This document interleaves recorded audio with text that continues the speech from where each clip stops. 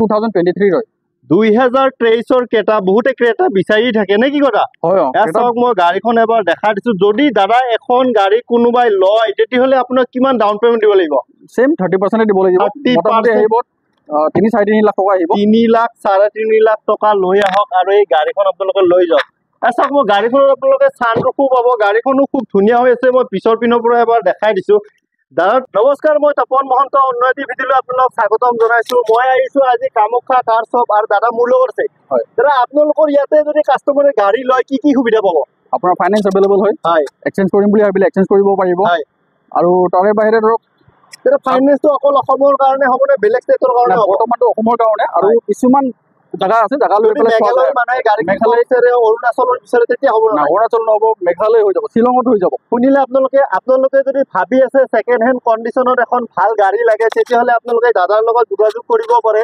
দাদাই আপোনালোকক একদম গাড়ী দি দিব নে কি কয় ফাইনেন্সত লাগিলে ফাইনেন্সত দিব কেছত লাগিলে কেছত দিব আৰু যদি এক্সচেঞ্জ কৰি বিচাৰে তেনেকৈও আপোনালোকে ল'ব পাৰে ব'লক এতিয়া আৰু 14 হয় 2014 মাৰ্চিডিজ কিমান দাম লৈছে দাদাখনৰ এখন 13 লাখ টকা 13 লাখ টকা ইয়াত চাওক মই গাড়ীখন এবাৰ দেখাই দিছো আপোনালোকে যদি ভাবি আছে মানে 2013 চনৰ এখন মাৰ্চিডিজ ল'ম বুলি তেতিয়াহ'লে এখন চাব পাৰে গাড়ীখনো খুব ধুনীয়া হৈ আছে এনেকুৱা নাই যে কি দাদা এখন কিলোমিটাৰ কিমান চলিছে 84,000 কিলোমিটাৰ চলিছে নে কি কয় গাড়ীখনৰ ইয়াত দেখাই দিছো মই ছানৰুফো পাই যাব গাড়ীখনো খুব ধুনীয়া হৈ আছে এনেকুৱা নাই যে দাদা তাৰ গাড়ী কিনিলে আপোনালোকে কিবা কৰিব লাগিব দাদা আপোনালোকৰ ইয়াতে যদি গাড়ী কিনে তেতিয়াহ'লে কাগজ পাতি কোনে ট্ৰান্সফাৰ কৰিব আমি কৰি দিম সব আপোনালোকে কৰি দিব টু জেড পেপাৰছ আমি কৰি দিম হয় দাদা নেক্সট এখন আছে স্কৰপিও কেতিয়াৰ মডেল দাদা 2020 S11 হয় S11 হয় 2000 কিমান ক'লে 2020 মডেল এটো দাদা এখনৰ দাম কিমান ৰাখিছে এখন 13 লাখ দাদাই কৈছে 13 লাখ টকা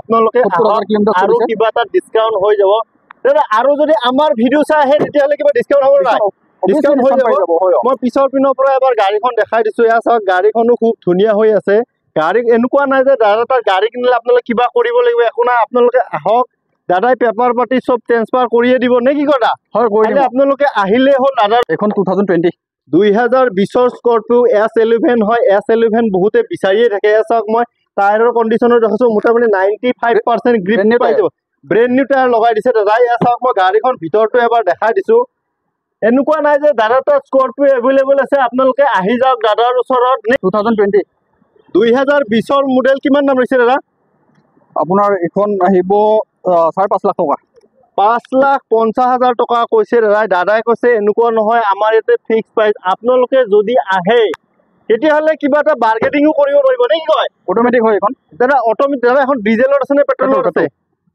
পেট্ৰল গাড়ী দাদা এখন ডাউন পেমেন্ট কিমান দিব লাগিব 30% ধৰ মিনিমাম 1.5 লাখ টকা তোলাই যাব তেনেকুৱা নেক্সট এখন আছে এখন কি আছিল টাটা এল্ট্ৰছ কেতিয়াৰ মডেল দাদা 2021 মডেল কিমান দাম লৈছে দাদা এখনৰ এখন 640 6,50,000 টকা নে কি কয় কি ক'লে 640 6,50,000 টকা কৈছে দাদাই এয়া চাওক গাড়ীখনো মই দেখাই দিছো গাড়ীখনো খুব ধুনীয়া হৈ আছে কৰিবলগীয়া একো নাই যি আছে দাদাসকলে কৰি ৰেডি কৰি থৈ দিছে নে কি কয় গাড়ীখনো খুব ধুনীয়া হৈ আছে এয়া চাওক দাদা মই আপোনাৰ কথাটো যদি কোনোবাই ভাবে যে মেকানিক লৈ আনিম বা জানা মানুহ লৈ আনিম তেতিয়া কি প্ৰব্লেম আছে নেকি একো প্ৰব্লেম নাই আনিব পাৰে আনি দেখুৱাই লওক স্যাটিসফাই যদি হ'ব তেতিয়া ঠিক আছে কেতিয়াৰ মডেল দাদা 2018 মডেল কিমান দাম লৈছে দাদা এখনৰ এখন 625 6,25,000 টকা 6,25,000 টকা একো নাই বাৰু গাড়ীখন লক আছে আপোনালোকে আহিলে খুলি দিব দাদা আপোনালোকৰ এতিয়া যদি টেষ্ট ড্ৰাইভ কৰে তেতিয়া কিবা এক্সট্ৰা পইচা দিব লাগিব নাই নালাগে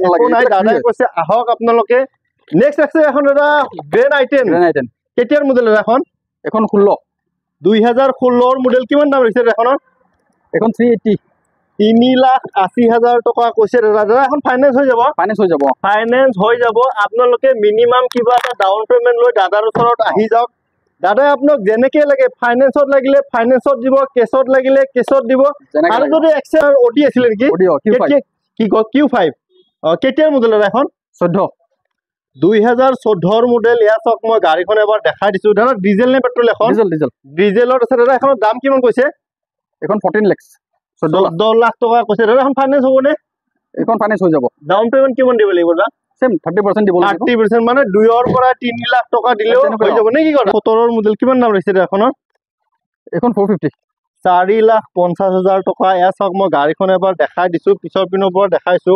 গাড়ীখনো খুব ধুনীয়া হৈ আছে নে কি কথা? গাড়ী ধুনীয়া হৈছে, খালি গাড়ীখন লেতেৰা হৈ আছে আৰু বৰষুণ দিছে যে। দাদা এখন যদি কোনোবাই লয় ডাউন পেমেণ্ট কিমান দিব লাগিব? মোটামুটি 120 130 1 লাখ নেকি? Commercial number Ertiga. আৰ্টিকা কমাৰ্চিয়েলত বহুতে বিচাৰি থাকে। কেতিয়াৰ মডেল দাদা এখন? 17 2017 মডেল। কিমান দাম ৰাখিছে দাদাখনৰ? 480 4,80,000 টকা। দাদা এইখন গাড়ী যদি কোনোবাই লয় পেপাৰ পাতি কোনে ট্ৰান্সফাৰ কৰি দিব? আপুনি কৰি দিব? ইয়াৰ পাৰমিট 3 ষ্টেট পাৰমিট আছে নে all Assam permit? 3 state permit আছে। এয়া চাওক নেক্সট আছে দাদা এখন কি আছিলে? জাগুৱাৰ। কেতিয়াৰ মডেল দাদা? 13 2013 মডেল। কিমান দাম ৰাখিছে দাদা এখনৰ? এখন 13 লাখ। 13 লাখ টকা কৈছে দাদা। এয়া চাওক সানৰুফ পায়। দাদা এখন গাড়ী যদি লয় কি ফেচিলিটি পাব গাড়ীখনত? এয়া চাওক মই ভিতৰটো এবাৰ দেখাই দিছো। গাড়ীখনো খুব ধুনীয়া হৈ আছে। এয়া চাওক মই গাড়ীখনৰ ভিতৰটো এবাৰ দেখাই দিছো। গাড়ীখনো খুব ধুনীয়া হৈ আছে। দাদা এখন ডিজেলত আহে নে পেট্ৰলত আহে? ডিজেলত আহে নে কি কয়? এয়া চাওক মই পিছৰ পিনৰ পৰা এবাৰ দেখাই দিছো। দাদা এখন ফাইনেন্স হ'ব নে নাই? এখন ফাইনেন্স হৈ যাব ন? কিমান মান দিব লাগিব? 1.5 লাখ টকা 2 লাখ টকা? এখন বেছি দিব লাগিব কাৰণ এখন 2013 হৈ গ'ল। হয় 13 এবো বলে কম দিব লাগিলে হয়। এয়া চাওক মই গাড়ীখনো এবাৰ দেখাই দিছো। গাড়ীখনো খুব ধুনীয়া হৈ আছে নে কি কয়? আপোনালোকে আহিলে হ'ল আৰু ডাউন পেমেণ্টটো লৈ আহক আৰু গাড়ীখন ঘৰত লৈ যাওক নে কি কয়? নেক্সট আছে দাদা গ্ৰেণ্ড আই10 নেকি এখন? নহয় i10 কেতিয়াৰ মডেল দাদা? এখন 2011 2011 কিমান দাম ৰৈছে এখনৰ? এখন 160 1,60,000 টকা কৈছে দাদাই কৈছে কি যে দাদা এখন ফাইনেন্স হ'ব নে? এখন ফাইনেন্স নহ'ব। এয়া চাওক মই গাড়ীখন এবাৰ পিছৰ পিনৰ পৰা দেখাই দিছো। গাড়ীখনো খুব ধুনীয়া। দাদা আপোনাৰ তাত গাড়ী চালো, বেয়া নাপায় যদি আপোনাৰ এড্ৰেছটো এবাৰ কৈ দিয়ক। আমাৰ হ'ল বৰবাৰী মেগজিন নিয়াৰ প্ৰতীক্ষা হস্পিটেল। আপুনি আহিলে কণ্টেক্ট নম্বৰ দি দিম, কল কৰিলে হ'ল।